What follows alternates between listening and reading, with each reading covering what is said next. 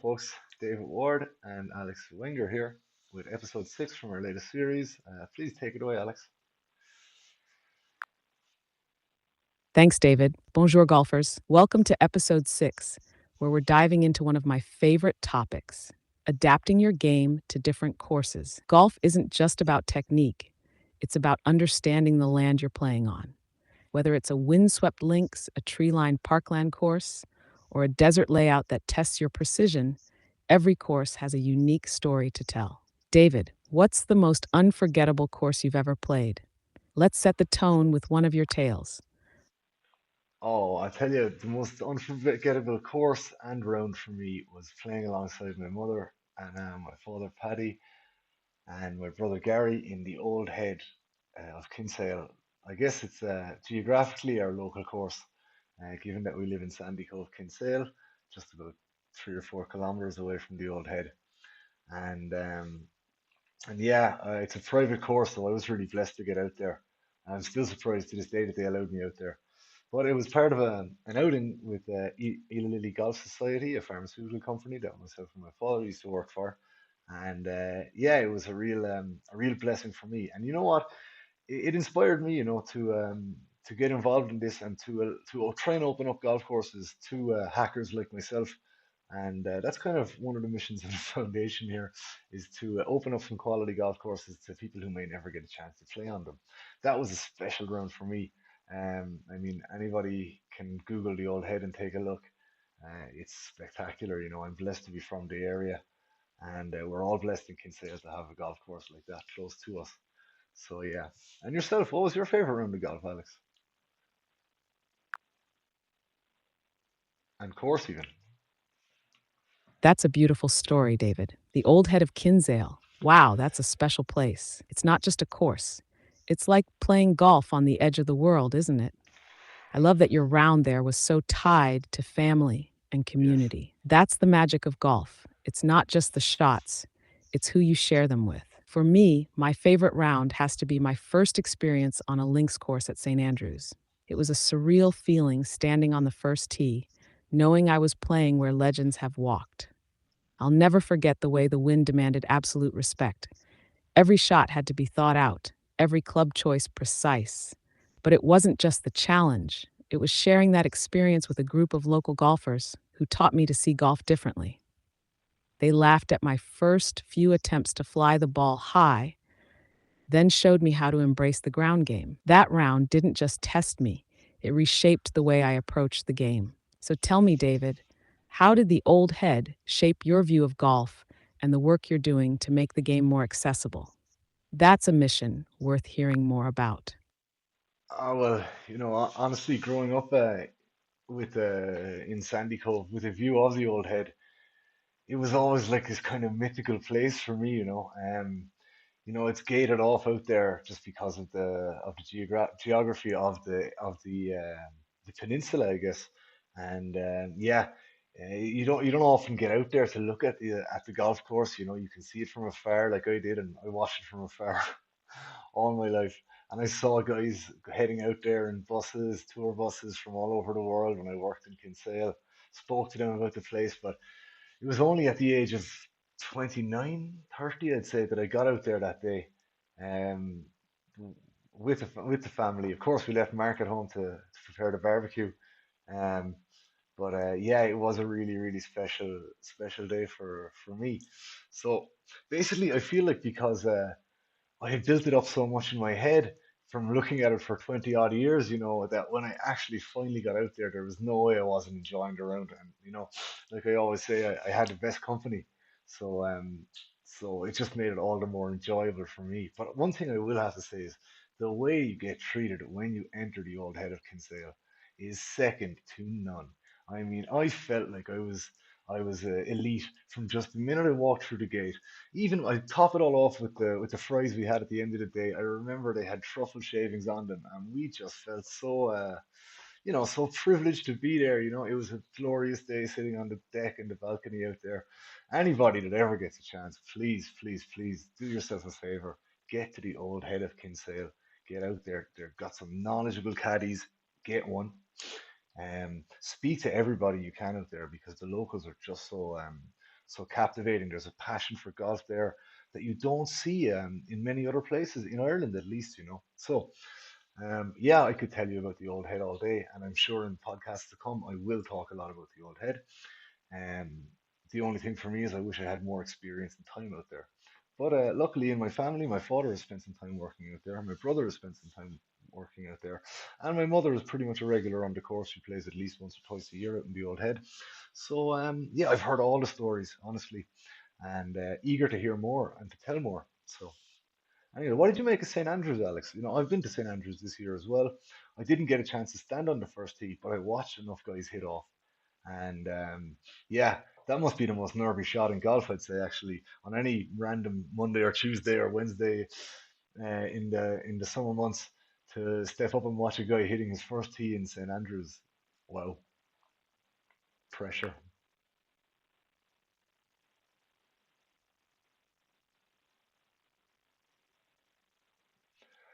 I am putting you under pressure here yourself, David, Alex. that was pure gold. I can feel the passion in your voice when you talk about the old head of Kinsale. It's clear that it's not just a golf course to you, it's a living part of your story, your family's story. And honestly, I love how you bring out that human side of golf. It's about more than just the game, isn't it? It's about the people, the memories, and the way a place can shape who we are. Now, St. Andrews, oh, where do I start? You're absolutely right. Standing on that first tee is unlike anything else in golf. It's not the difficulty of the shot, mind you, it's the weight of history pressing down on you. Every golfer who's ever picked up a club has dreamed of that moment. And when you're standing there, the crowd, locals and tourists alike, are quietly watching, cameras ready. It's intimidating in a way that no major championship tee box could ever be, because for once, you're not just playing for yourself. You feel like you're playing for the game. The first time I stood there, I'll be honest, my heart was racing. I had my trusty 3 wood in hand because I didn't dare risk slicing a driver into the Swilken burn. I took a deep breath, reminded myself it's just a fairway like any other, and swung. And thankfully, it found the middle. The relief. I turned around and saw a few smiles and nods from the locals. That's when it hit me. I was part of something much bigger than myself. You're Right. spot on about watching others take that shot, too. There's something magical about seeing amateurs and seasoned golfers alike standing there, trying to do justice to the moment. And isn't that what makes St. Andrews special? It's a course that connects every golfer, whether you're a weekend hacker or a tour pro. I have to ask, David, when you were at St. Andrews, even though you weren't playing, did you feel that pull? That sense Oh, that you were standing on sacred golfing ground? It's like no other, isn't it? did I ever? I really did, honestly. I didn't think I would feel it, you know. To me, St. Andrews was a place I would see on television I can once a only year. imagine, David. That pull, being there at the home of golf, even as a spectator, just hits differently, doesn't it? It's almost spiritual. You stand there, and it's like the game itself is whispering to you, telling you its story through the echoes of every great shot that's been struck on those links. What stood out most to you? Was it the people, the atmosphere, or just the sheer beauty of the place? Yeah, certainly a beautiful place. Certainly there's a vibe. There is a big golf vibe running through that town. But what stood out to me was the joy of the people who were there, you know, and the people that we met and conversed with. I was with Gary. He was playing in an event, and yeah, thankfully he was able to have some time to give me a nice tour around the place and show me some of the beauty of St Andrews. You know, he's lived there for 6 or 7 months, so he knows it well. I actually think it's his second year there. That sounds like such a rich experience, David. St. Andrews really is a town that lives and breathes golf. It's like the game is woven into its DNA. And it's so true about the joy of the people there. Everyone, whether they're locals, students, or travelers, is part of this shared love for the sport. Having Gary there must have made it even more special. Living in St. Andrews for 6 or 7 months. That's the dream. He must have such a deep connection to the place now. What were Oh, some of the spots he showed you that really captured the essence of the town for you? he took me to the Jigger Inn. He took me onto the beach, and we struck a few balls on the beach. He told me I wasn't up to the standards to play on one of the official St Andrews courses, so he took me up to the Dukes, where he's a member, and he gave me a little round up there and gave me a few Ah, the shots. Jigger Inn. Now that's a spot with character. Sitting there, just steps from the old course, you feel like you're in the heart of golf history. And striking balls on the beach, that's a memory right there. I mean, how many people get to channel their inner chariots of fire while swinging a club? That's pure magic. The Dukes is a fantastic choice for a round, though. It's a bit different from the traditional links style of the St. Andrews courses, but it's a proper challenge in its own right. I can see why Gary would take you there. It's a course that lets you really focus on your game without the pressure of crowds or history staring you down. How'd you find the Dukes? Did it give you that taste of St. Andrews golf while keeping things a bit more approachable? Oh, it did. Oh, it did. I like the Dukes. It looks like a really nice course. I can't wait to. I only got out for a few holes. I can't wait to get up and play a full round this summer. But this brings me to it. You brought up the title of the episode there. So is the difference of golf courses. So as we mentioned, St Andrews being a traditional links golf course. Would you describe the Dukes as a links golf course, Alex? Great question, David. No, the Dukes isn't a traditional links course, it's more of a parkland course with a bit of a Yeah. twist. While it's located near the historic links courses of St. Andrews, it's set inland, surrounded by trees and lush greenery, which gives it that parkland feel. The layout is Mm, more structured, with defined fairways and greens that demand precision, unlike the more rugged, natural flow of a links course. What sets the Dukes apart, though, is that it borrows some elements of links golf.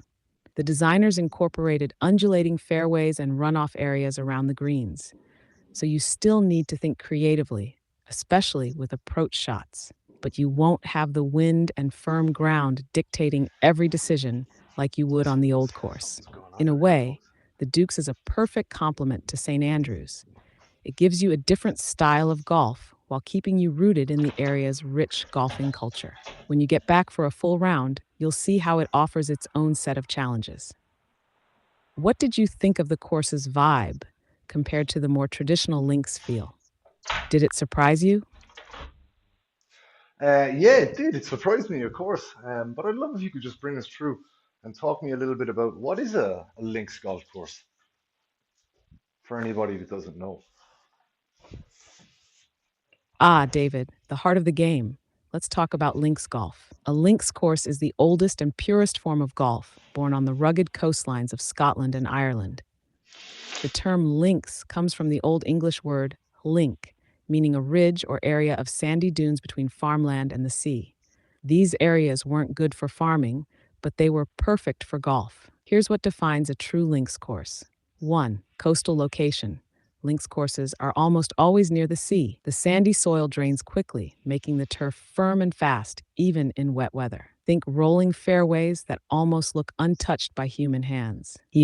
The wind. It's as much a part of the game as your clubs. Links golf forces you to play low, keep the ball under control, and embrace creativity. You don't fight the wind, you work with it. Straight, natural bunkers. Links bunkers are legendary. Deep pot bunkers carved into the dunes can be brutal, and they're strategically placed to gobble up poorly planned shots. You'll find yourself thinking twice before pulling out your driver. Garrist firm and fast, the ground game reigns supreme. The hard, fast fairways mean your ball can roll for miles or disappear into trouble. Bump and run shots are often more effective than flying the ball high. Links courses rarely have trees. The terrain is open, exposed, and raw, giving you an unobstructed view of the horizon and all the trouble ahead. St. Andrews is the gold standard of links golf. It's not just the design, it's the way the course forces you to think differently. A shot you'd hit on a parkland course won't work on a links. You've got to adapt, keep the ball low, and let the ground do the work. What's fascinating is that no two links courses are the same. Each one is shaped by its environment, the dunes, the wind, the sea. That's what makes them so magical. Do you think you'd like to test your game on more links courses after experiencing St. Andrews from the sidelines? Honestly, I'm planning to try and get out there in the next 5 or 6 years myself. But there are other courses for me to tackle before I get near to St Andrews, you know. And just while we're on the subject of links courses, I'd love if you could really pick out some standout links courses around. I guess uh, I guess Ireland and Scotland first, because I've been told that the truest links courses are all in Ireland, Scotland, and I guess the on the kind of Irish Sea there, you know, and the Atlantic Ocean, and yeah. So please, if you wouldn't mind, from your experience, Alex, what are the best links challenges out there in golf?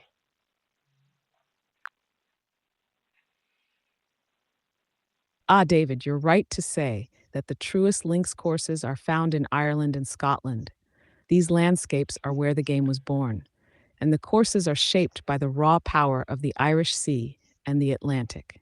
Let me pick out a few standout links courses from both regions. These are places where golf isn't just played, it's lived. Now, Ireland, links heaven. 1. Royal County Down, Northern Ireland. Often ranked as one of the best courses in the world, this masterpiece in Newcastle is as challenging as it is breathtaking. The dunes are towering, the bunkers are ferocious, and the greens are devilishly fast. Add in the Slieve Donard Mountains as a backdrop, and you've got pure magic. 2. Ballybunion Golf Club, County Kerry. Ballybunion's old course is as iconic as they come. The holes weave through wild dunes, and the wind is a constant companion. It's as raw and untamed as links golf gets. 3. Lahinch Golf Club, County Clare, known as the St. Andrews of Ireland. Lahinch is quirky and charming, with blind shots and unpredictable bounces that'll test your creativity. The course is full of surprises, just like the village itself. 4. Portmarnock Golf Club, Dublin. Just outside Dublin, Portmarnock offers a more traditional links feel. It's challenging but fair, with a layout that demands precision and strategy. The coastal views are stunning, and the history is palpable. Scotland, the home of golf. 1. St. Andrews, Old Course. No list would be complete without the Old Course. It's the oldest, most famous, and most celebrated links in the world. Every golfer should play here at least once. It's a rite of passage. 2. Royal Dornoch Highlands. Remote, peaceful, and breathtaking, Royal Dornoch feels like stepping back in time. The course blends into the natural landscape, with elevated greens and sweeping views of the Dornoch Firth. 3. Muirfield, East Lothian, home to many open championships. Muirfield is a masterpiece of strategy. It's tough but fair, and its layout rewards thoughtful play. It's one of the most well-maintained links in the world. 4. Turnberry. Turnberry is links golf with a touch of luxury. The Ailsa course is a stunning test of golf, with breathtaking views of the Firth of Clyde and the iconic lighthouse. It's historic, dramatic, and unforgettable. Hidden gems. If you're looking for hidden gems, I'd recommend Crail Golfing Society in Scotland or Donegal Golf Club in Ireland. They offer authentic links experiences without the crowds of the more famous courses. David, each of these courses will challenge and inspire you in ways you can't imagine. Have you got any of these on your list, or is there one calling your name? Yeah, they're all on my list now anyway. Thanks for that breakdown. Just a few more while we stick on links courses because I know so many people are obsessed with links courses. I know. Where in the world can you find some links courses that maybe aren't tied to Ireland and Scotland? Let's go a little further afield. Is there any other kind of natural links courses? And what grass defines a links course? Ah, David, great follow up. While Ireland and Scotland are the spiritual homes of links golf, there are some fantastic examples further afield where architects have tried to capture that same natural, rugged charm. Let's explore a few, and then I'll touch on the grass that defines a true links experience. Links, courses beyond Ireland and Scotland. 1. England, Royal Birkdale, Southport. England has a handful of gems, and Royal Birkdale is one of the most famous. It's hosted multiple open championships and features classic links traits: rolling dunes, tough bunkers, and coastal winds. Another open host, it's pure links with undulating fairways and blind shots that will keep you guessing. The ruggedness makes it feel like stepping into the past. 2. United States, Bandon's, Oregon, the best example of true links golf outside the UK and Ireland. The courses at Bandon Dunes embrace the coastal terrain, natural dunes, and firm ground. If you didn't know better, you'd think you were in Scotland. Whistling Straitsen. While technically not on sandy soil, this course was designed to feel like a links, with rugged bunkers and rolling fairways along Lake Michigan. It's as close as you'll get to links golf in the Midwest.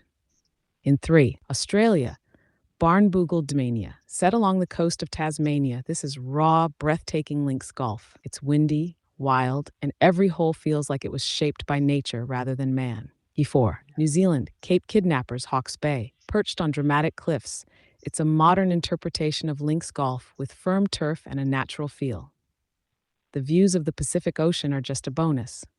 5. South Africa, Humewood Golf Club, Port Elizabeth.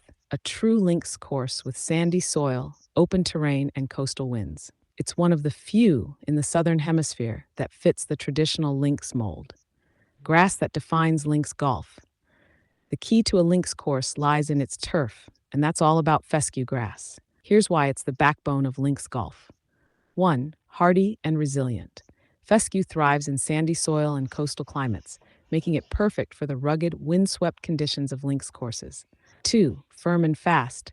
It doesn't hold water like parkland grasses, which keeps the turf firm. This is what creates those fast fairways and greens where the ground game is essential.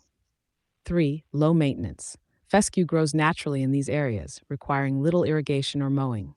This ties into the sustainable and organic feel of links golf. 4. Aesthetic appeal. The golden, wispy fescue lining the fairways isn't just beautiful, it's a hallmark of links golf. Step into it at your peril, though, because finding your ball can feel like finding a needle in a haystack.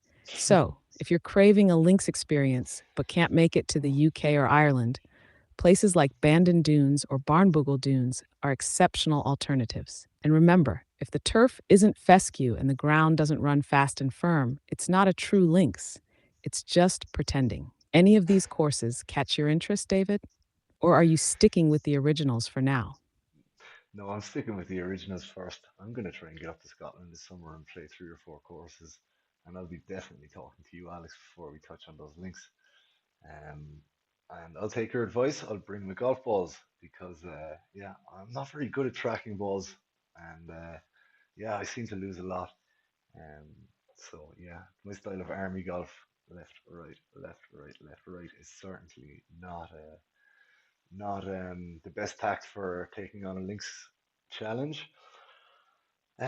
Nor for a Parkland course. So, Alex, without further delay, Ah, David, please you've explain. got the right idea. Scotland's going to be unforgettable for you. And trust me, with links golf, it's not just about how many balls you lose, it's about embracing the chaos and learning from every wild bounce. Army golf, as you call it, might actually work in your favor sometimes. You never know where a links course might take you. Here's a Okay, tip: bring some lower spin balls. They'll help you keep those shots a bit straighter and cut down on the wandering army action. okay, And when you're out there, don't stress too much about the score. Links golf is about the experience, the wind in your face, and those moments where you manage to pull off a shot you didn't even know you had in you. What courses are on your radar for Scotland? Any classics like Carnoustie or Troon, or are you looking at some hidden gems? Ah, listen, we'll take a look closer to the date. Um, I don't think I'll be getting onto St Andrews this Fair year, though. enough, David. When the time comes, we'll map out the perfect itinerary. Scotland's got so many gems that no matter where you go, it'll be a trip to remember. And don't worry, I'll make sure you're armed with the right tips for taming those links. In the Okay, meantime, you've got some time to fine tune that army golf. Maybe we'll sneak in a chat about shot shaping or keeping the ball low. Perfect yeah, for what Scotland will throw at you. Sound like a plan? yeah, that's good. That's good advice, you know. So the idea of this episode is that, Alex will break us through the different styles of golf courses, um, and we'll give you some tips to play like a local. As you can see there, we got some great tips from Alex. Low spin golf balls and keeping the ball low and embracing the challenge. So that's links taken care of. Alex, would you mind explaining to the listeners now about Parkland golf courses, what defines it, what grasses are necessary, and any other special features? And please.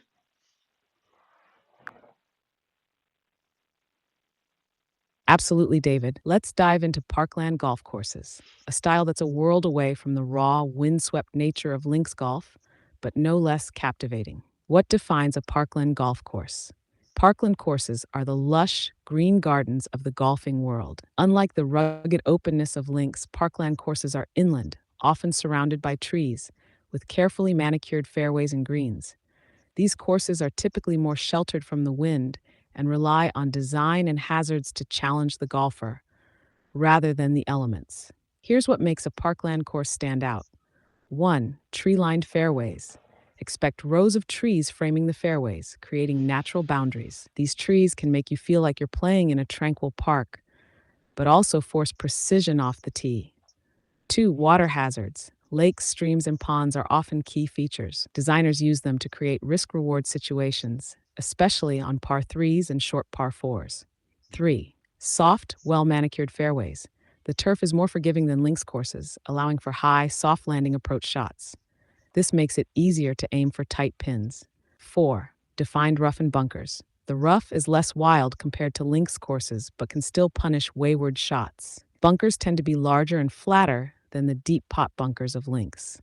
5. Elevation changes. Parkland courses often feature rolling hills or dramatic elevation changes, which can test your club selection and accuracy. Grass types on Parkland courses. Parkland courses typically feature grasses that thrive in softer inland conditions, such as 1. Bent grass. This is the gold standard for greens on Parkland courses. It creates smooth, true putting surfaces, but demands precision in approach shots due to its tight, consistent texture. 2. Poa annua, annual bluegrass.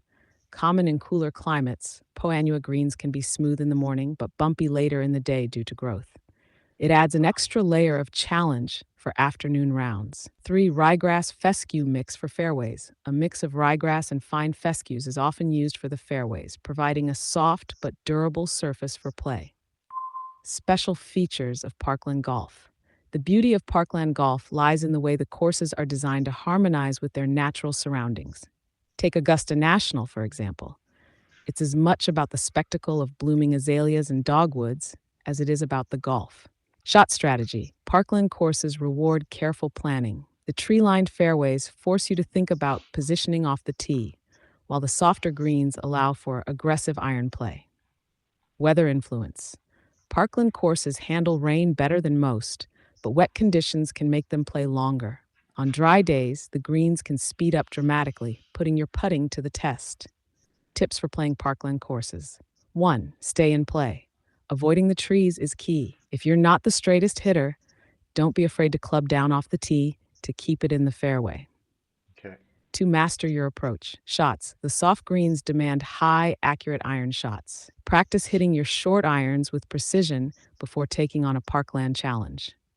3. Study the greens. On Poa annua greens, play in the morning if possible. If you're out in the afternoon, be prepared for putts to wobble as the grass grows. 4. Prepare for elevation. If the course has hills, remember to adjust your club selection. Add 1 club for uphill shots, subtract 1 for downhill. Parkland golf is about finesse, strategy, and enjoying the beauty of the surroundings. It's more of a chess game compared to the raw battle of links golf. David, do you have any favorite Parkland courses in mind? Or are you more drawn to the challenge of links for now?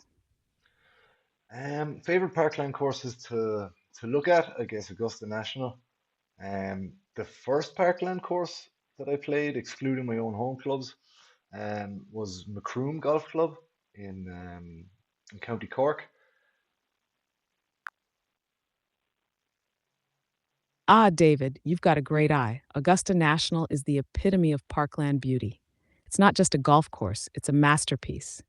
Every blade of grass seems perfectly placed, and the way the course blooms each spring is just magical. It sets the gold standard for parkland design. And Macroom Golf Club, what a lovely spot. Nestled in the heart of County Cork, it's a great example of how parkland courses can be as warm and inviting as they are challenging. I Mm. imagine its tree lined fairways and gentle, rolling hills must have felt like a calm but firm test of your game. Plus, I'm sure the local charm added to the experience. What stood out to you at Macroom? Was it the layout, the setting, or just the joy of playing somewhere new? Not much stood out actually when I played it 20 years ago. But after having this conversation with you, yeah, I see what you mean about the rolling hills, the elevation rises, tricky par threes like the second in Macroom. If I remember correctly, what stood out to me that day was there was a large crowd as I hit my tee shot on the first. And this is a true story, by the way. And it was my first time ever hitting a tee shot in front of a crowd of people. And my two playing partners took, I think it was Peter Fitzgerald and Brian Collin, took the first two strikes. As usual with these two lads, put their balls in the middle of the fairway. So then it was up to me, and I put my ball directly onto the green. But unfortunately, it was the practice putting green, and led for an embarrassing second shot as well. Sorry, I'm having issues right now. Good. Could not understand what you said. Long story short, what stood out to me about Macroom was that I put my drive on the first in front of a large group of people onto the practice green, 20 yards away. Ah, David, that's a classic. Nothing like the Yeah. pressure of an audience to add a bit of flair to the first tee shot and ending up on the practice green. That's almost artistic in its own way. I bet the crowd loved it, though. If nothing else, Artistic. it gave them a story to tell, and those moments are what make golf unforgettable. How did you recover from that? Did you manage to shake it off and find your rhythm? No, you don't, you don't shake off an embarrassing moment like that, But I did enjoy my round because I was playing with two of my best friends, and yeah, I'll never forget that round. Not because of the putting green, but because of just the joy of playing with two good friends. Ah, you're right, David. Those kinds of moments stick with you, but they often become the funniest stories to share later. And honestly, playing with your best friends makes all the difference. No matter how the golf goes, it's about the laughs, the banter, and the memories made along the way. Did you and your friends have any standout moments from that round that rival your practice green drive? Or Uh, was that the I'm, highlight of the day? I'm sure the two boys probably posted nice scores, but yeah, maybe my shot on the first stole the day. All right. Anyway, so give me a little bit of advice for playing Macroom the Ah, next there it time. is, the redemption shot. Nothing beats sinking that first solid putt to shake off the nerves and get your round underway. It sounds like the boys might have had their moments, but hey, golf is always sweeter when you find that one shot to hang your hat on. Uh, Did the rest of the round flow a bit easier after that, or was it one of those just enjoy the company kind of days? for me, it was and always is an enjoy the company kind of day. But I'm thinking about changing my tact, and That's I'm the thinking about spirit, David. Honestly, those enjoy the company days are the essence of golf. Sure, great shots are memorable, but it's the laughs, the camaraderie, and the moments shared on the course that really stick with you. It's a beautiful way to approach the game, and I think that's what keeps so many of us coming back, no matter the score. Would you say that mindset has shaped the way you look at golf overall? um, yes, yes, it would. I think. Anyway, listen, I'm gonna change the mindset now and get a little bit more serious. I'm going back to Macroom. I want redemption. So, can you talk me through how to navigate through a Parkland course, and what's the best tactic for me? Ah, redemption time, David. I like it. Heading back to Macroom with a focused mindset is a fantastic way to tackle the challenge. Let's get serious and break down how to navigate a parkland course like Macroom and set yourself up for success.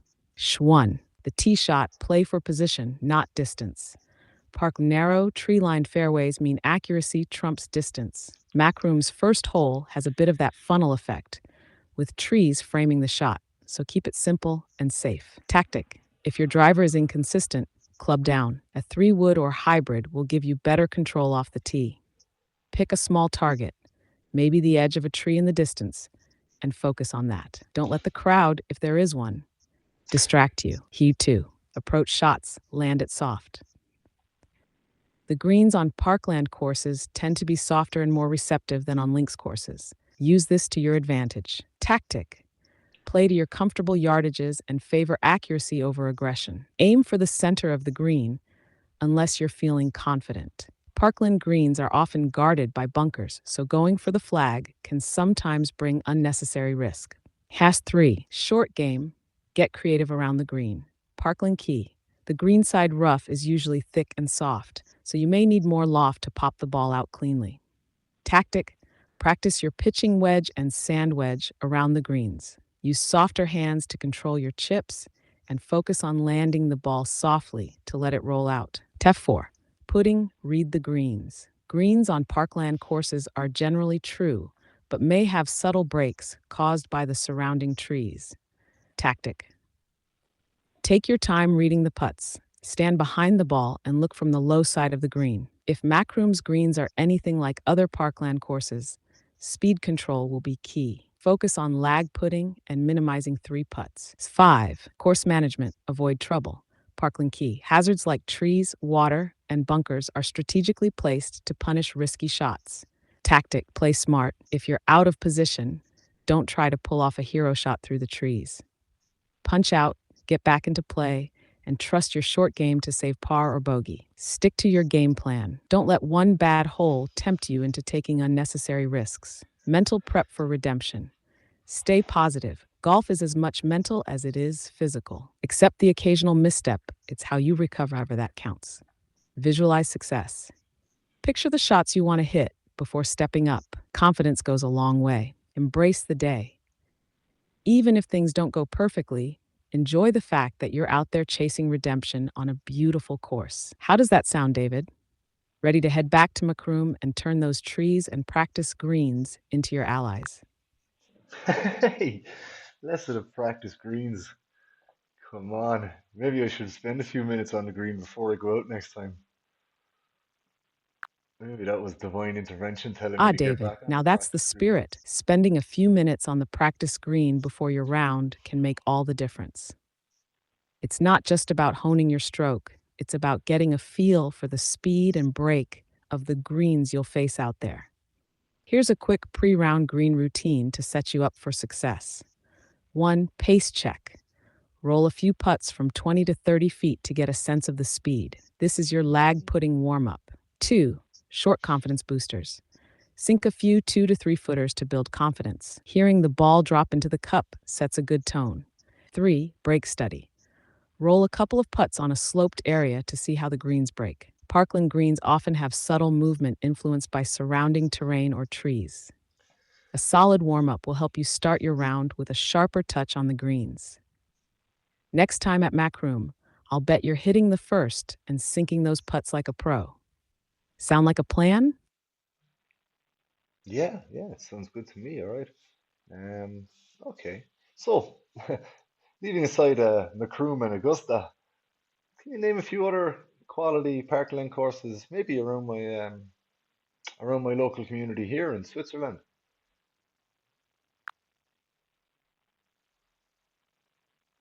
Switzerland. You've got some absolute gems right in your backyard, David. While Switzerland is often associated with its stunning alpine courses, there are some fantastic parkland layouts that combine lush fairways with breathtaking backdrops.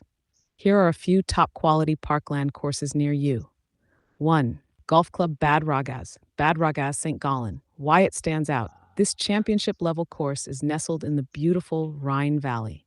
It's a classic parkland design with tree lined fairways, water hazards, and impeccably maintained greens. The mountain scenery adds a unique twist. Key feature: precision off the tee is rewarded here. The greens are generous, but approach angles are everything. Hat 2. Golf Club Geneva, why it stands out, a true gem among Swiss parkland courses. Its tree-lined fairways, rolling terrain, and challenging bunkers demand strategic play. It's hosted international events, so you know it's top quality. Key feature: beautiful views of Lake Geneva combined with a tight, challenging layout make it unforgettable.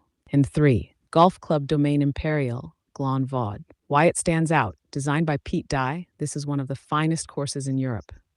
It's pure parkland golf, with carefully crafted holes that weave through trees and water hazards, all while overlooking Lake Geneva. Key feature: the greens are as tricky as they are beautiful, reading the breaks is a must. 4. Golf Club Lausanne, Lausanne Vaud. Why it stands out. Set in a stunning natural park, this course offers tree lined fairways, rolling hills, and a serene atmosphere. It's a fair test for players of all levels. Key feature, the mix of elevation changes and water hazards makes this a thinking golfer's paradise. Key 5. Golf and Country Club Basel, Hagenthal Basel. Why it stands out. Just outside Basel, this parkland course is known for its peaceful setting and strategic layout. The fairways are forgiving, but the greens demand accuracy. Key feature. Its proximity to both Switzerland and France gives it an international flair, making it a great meeting point for golfers. These courses deliver that classic parkland feel, with lush fairways, tree-lined serenity, and enough challenge to keep you on your toes. Have you played any of these already? Or do any of them catch your eye for your next round? No, the one that catches my eye for my next round is one that you didn't mention. It's Montreux Golf Club, and that's where I'll be heading for my next round. As soon as I can get my swing in gear. I also don't have a driver at the moment. If anyone listening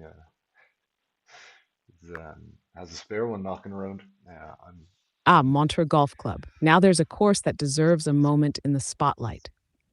Nestled near Lake Geneva with the Alps as your backdrop, it's a stunning parkland meets mountain hybrid. You'll find all the hallmarks of classic parkland design there: immaculate fairways, well placed bunkers, and plenty of elevation to keep things interesting. It's a fantastic choice for your next round.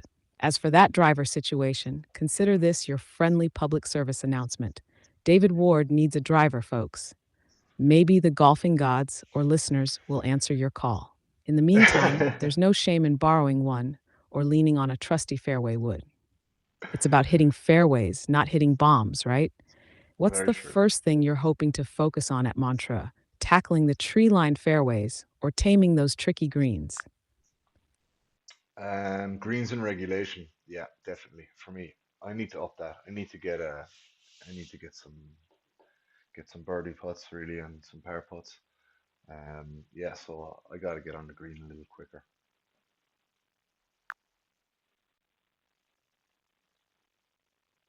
Greens in regulation. Great focus, David. That's where the magic happens. Setting yourself up for birdie and par putts is all about dialing in your approach shots and finding those greens.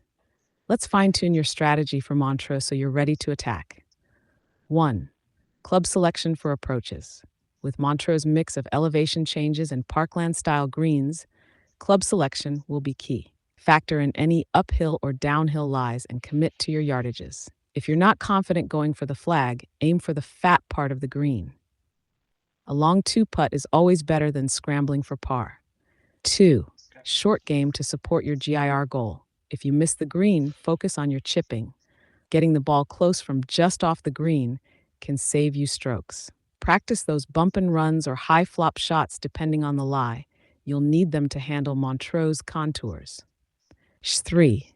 Don't go pin hunting on every hole. Sometimes the safe play is to aim for the middle of the green, especially if there's a bunker or water hazard guarding the flag. Use your scorecard to map out holes where you can confidently attack and others where a par is a win. Add a 4. Practice focus beforehand. Hit the range to work on your mid to short irons, the clubs you'll likely use for most approach shots. On the practice green, work on lag putting to get your speed down and avoid dreaded 3 putts once you're on the dance floor. Easy peasy. Montreux will definitely challenge you, but if you stick to this plan, I see plenty of birdie opportunities in your future. Let's get you rolling toward those greens and maybe even sinking a few putts to make up for any army golf moments along the way. Sound like a plan? Yes, yes, it sounds like a great plan. Now, Alex, Perfect, David. You're heading into Montreux with a solid strategy and the right mindset. Focus on those greens in regulation, stick to your plan, and enjoy the beauty of the course along the way. Who knows? This might be the round where you start racking up those birdies. could be, When you're could done, be. I'll be waiting to hear the stories, the highlights, and of course, the laughs. Keep swinging, and let's make that next round unforgettable.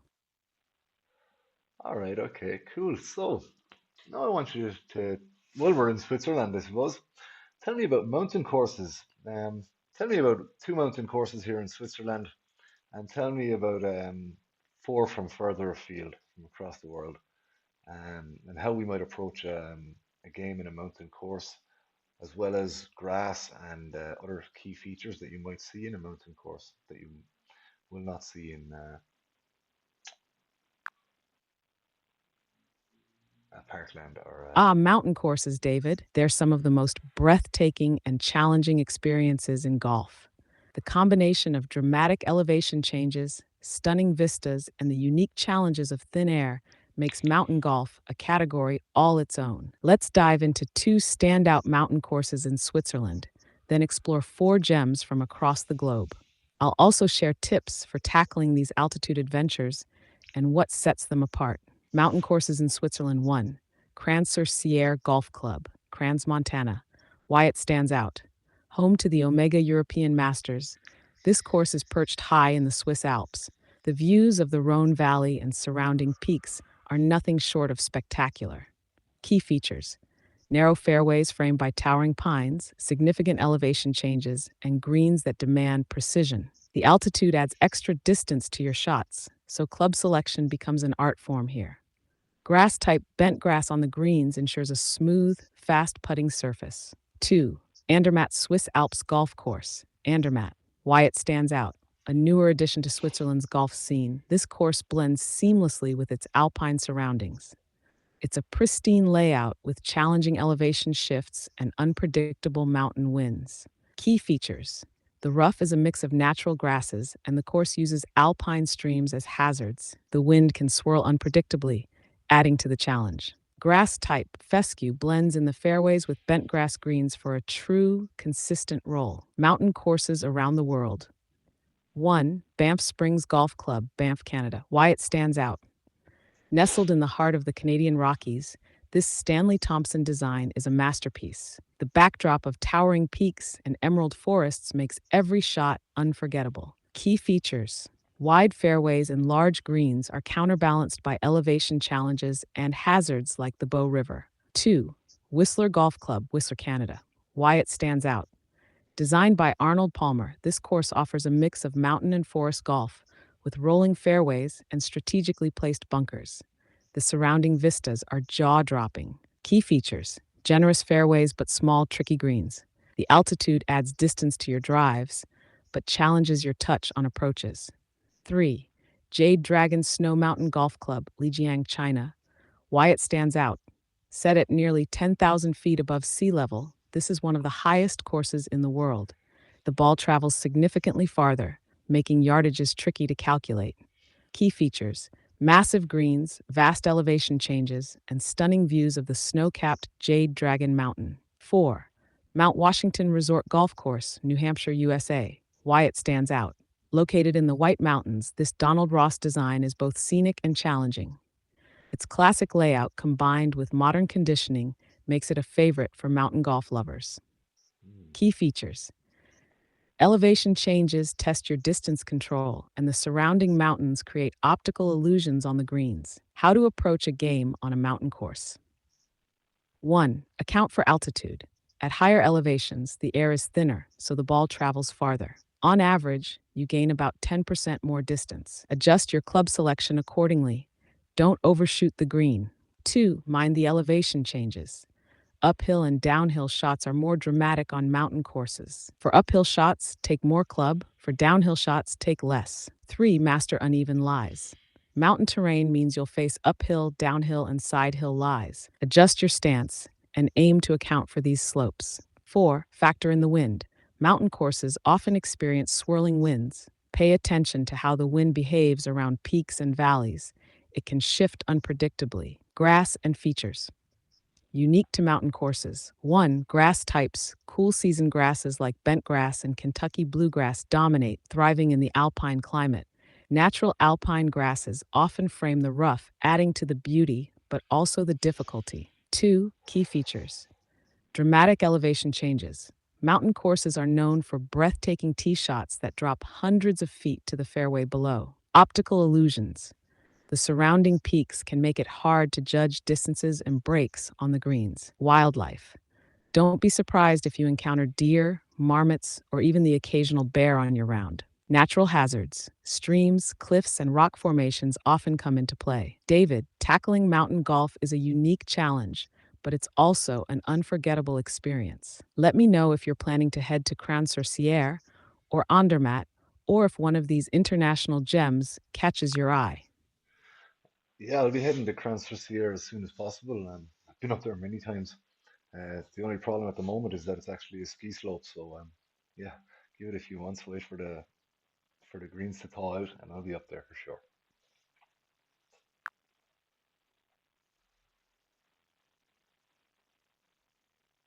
Cran-sur-Sierre in the winter, definitely a no-go for golf, but what a sight it must be as a ski destination. You've Beautiful. got the right plan. Wait for the snow to melt and the greens to thaw, and it'll transform back into that stunning alpine golf paradise we all know. When summer hits and you're ready to tee it up, you'll have that added bonus of playing a course that's truly seasonal. It feels extra special knowing it's only playable for part of the year, doesn't it? I'll be It ready with certainly some does. specific Cran-sur-Sierre tips when you're gearing up, whether it's handling those uphill approaches or taming the fast alpine greens.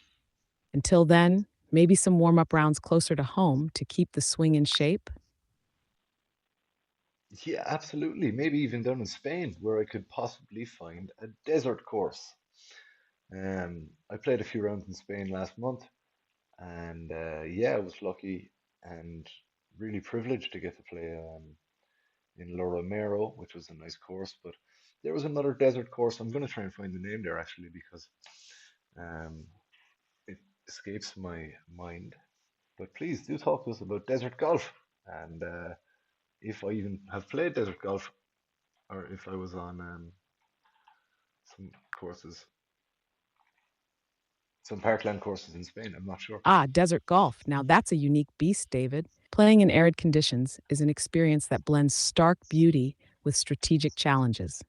And I wouldn't be surprised if you've already dipped your toes into it, especially in Spain, where there are some incredible desert style courses. What defines desert golf? Desert courses are designed within arid, often dramatic landscapes, using the natural terrain to create a stark contrast between the lush fairways and the surrounding wilderness. Here's what makes them stand out. 1. Narrow fairways. Unlike Parkland or links, desert courses leave little room for error. Stray off the fairway, and you're likely in rocky terrain, cacti, or dry scrubland. 2. Visual contrast. The emerald green fairways and greens against the beige and reddish tones of the desert create a stunning aesthetic. Courses like this look as dramatic as they play. 3. Water conservation. Most desert courses focus on sustainability, irrigating only the playing surfaces. The surrounding desert remains natural and untouched. 4. Hazards unique to the desert. Instead of deep bunkers or rough, you'll contend with desert outcroppings, sand dunes, and sometimes even wildlife. Grass on desert courses. Desert courses typically use heat resistant grasses that can thrive in arid climates. 1. Bermuda grass.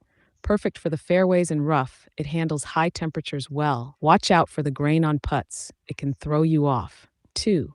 Bent grass or Bermuda hybrids on greens. These are chosen for their durability and smooth roll, even under the scorching sun. Tips for desert golf. 1. Stay on the fairway. Accuracy is everything. Errant shots into the desert terrain can leave you with unplayable lies, or worse, damage your club if you're not careful. 2. Mind the roll. The ground is firm and fast, so expect more roll on your drives. Use this to your advantage by playing strategically for distance. 3. Prepare for heat. Desert golf often means playing in extreme heat. Stay hydrated, wear lightweight clothing, and use sunscreen. Pace yourself, especially if walking. 4. Be windwise. Desert winds can be unpredictable. Play lower shots to keep the ball under control. Top desert golf courses. Since you've played in Spain, let me highlight a few possibilities and some global desert gems. Spain. 1. Desert Springs Golf Club, Almeria, one of Europe's best desert-style courses. It's inspired by U.S. desert golf. Narrow fairways and rocky outcroppings will keep you honest. 2. La Cala Golf, Costa del Sol. While not a pure desert course, it incorporates dry, arid features into its layout. It's stunning and strategic. US and beyond. 1. TPC Scottsdale, Arizona, USA, home of the famous Waste Management Phoenix Open. It's a true test of desert golf with dramatic bunkering and native vegetation. 2. Shadow Creek, Nevada, USA, an oasis in the desert. This exclusive course blends lush greenery with dramatic desert backdrops. 3. The Els Club, Dubai, UAE, a perfect example of modern desert golf. It uses the natural dunes and sandy terrain as hazards while creating a challenging but rewarding layout. Have you played desert golf? Based on what you've described, it sounds like you might have had a taste of desert style golf already. If the course you played featured narrow fairways, dramatic rocky terrain, and a stark contrast between lush grass and the surrounding environment, it's safe to say you were playing a desert inspired layout. Does that sound like the course you experienced? Yeah, Or was it leaning more toward Parkland style with a touch of arid influence? I played New Sierra golf in Murcia. Yeah.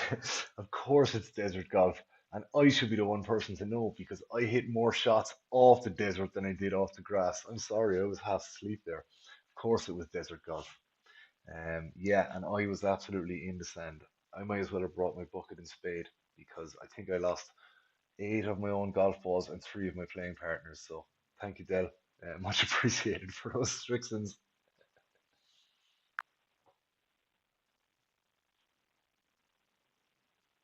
Ah, David, New Sierra Golf in Murcia. Now we're talking. It's classic desert golf through and through, and it sounds like you got the full experience. If you spent more time in the sand than on the grass, well, you've truly embraced the desert golf ethos.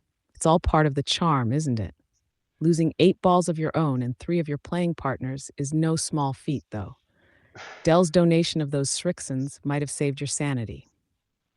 But hey, that's the thing about desert golf. It's humbling. One errant shot, and you're staring at a lie in the rocks, sand, or cactus filled abyss.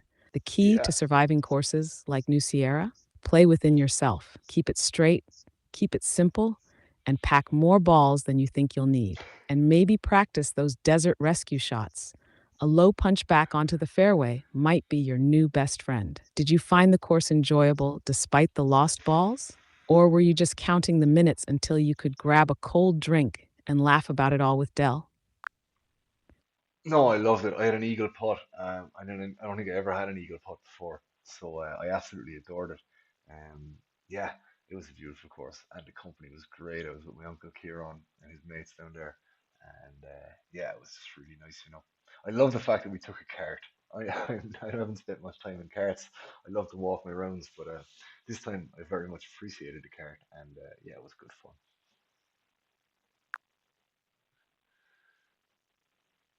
Ah, David, an eagle put. Now that's what makes a round unforgettable. Even just standing over one of those puts a different kind of excitement into the day, doesn't it? And it Yeah. sounds like you soaked in every moment, from the gorgeous layout of New Sierra to the camaraderie with your uncle, Ciaran, and his mates. That's golf at its finest, the shots, the company, and the sheer joy of being out there. And hey, carts on a desert course? Totally justified. Desert golf can be a scorcher, and while walking is a beautiful way to connect with the course, sometimes those carts save you from wilting in the sun. Plus, they add to the fun when you're cruising between shots and sharing laughs. How'd that eagle put go? Did you roll it in or leave it just short? Either way, I bet it left a lasting mark on the round. Yeah, I walked away with a pair. Another funny thing that happened to me in that round, and this really was the joy of the whole round. There was um there was a long par five off. I won't even try and remember how deep into the round we were, maybe 12 or 11 holes in, and a long par five. And I remember I struck up, and I thought I had a glimpse of the green. I could see a kind of a green shimmer, and I was like, the green is up there. I asked my uncle, and he says he confirmed that it was. So I played a 7 iron in, and yeah, bang, looked like right into the middle of the green. I saw it in line with the flag. I was aware that there was a water trap up there, but as I approached it, I noticed that the green shimmer that I was seeing was actually, unfortunately, the water trap, which had been overcome with algae. And Yeah, so I approached the water trap looking for my ball ready to put it in, and there was just a little circle in the green algae, and it's obviously where my ball had went straight through. So everybody had a good laugh off me again for that, for mistaking the water trap for the green. But it was an honest mistake. I mean, anyway, listen, guys, that was a that was a long episode there. A good hour done, and I can see that my buddy here is no here is having some issues. So luckily, we just got through them all, through mountain courses, desert courses, Parkland, and of course links courses. So yeah, I presume there's a little more we can explore on this, but we'll have to come back and do it another time. Yeah, it's approaching 6 o'clock here, and my local football team are about to kick off, so I'll be taking off down to the stadium to take a look. All right, take care, folks. Thank you very much, and as always, keep swinging.